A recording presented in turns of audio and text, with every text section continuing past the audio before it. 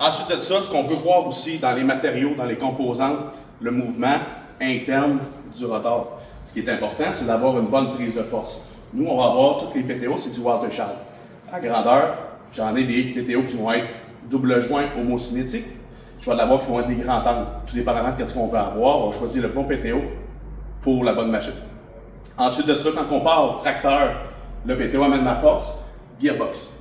Mon engrenage, en fait, ce qu'on va avoir, c'est un engrenage de bonne qualité qui est fait forte. Parce que celle-là, de ce côté-ci, ce qu'on va avoir, c'est vraiment quand que je donne tout le pouvoir à ma machine, puis qu'elle s'en va à mes courroies, à mon rotor. C'est une force qui est incroyable qui s'en va là-dedans. Ce qu'on va avoir, c'est un gearbox casté en acier. Et ensuite de ça, nous, on va avoir les gearbox Comer. Comer, c'est dans les top 3 mondiales des plus grands fabricants de gearbox. C'est ça qu'on va avoir. Nous, on en tient en stock, on en répare, on en remonte, puis honnêtement, avec l'expérience qu'on a, Comer, c'est la direction à aller pour avoir une bonne qualité de gearbox, avoir de quoi qui dure longtemps, avoir de quoi qui n'a pas beaucoup d'entretien à faire. C'est vraiment de bonne qualité. Ensuite de ça, je passe de mon tracteur à mon gearbox, à mes courroies. La transmission de la force s'en va aux courroies. Ce qui est intéressant avec ceux-là, c'est que nous, on a un tensionneur automatique de courroies.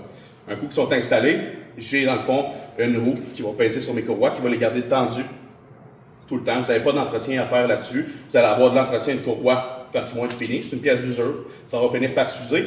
Mais quand on a tout le temps la bonne tension, qu'on n'a pas d'ajustement manuel à faire, on accroît la vitesse avec laquelle on peut s'en servir, puis on accroît la durée de vie de ces courroies-là.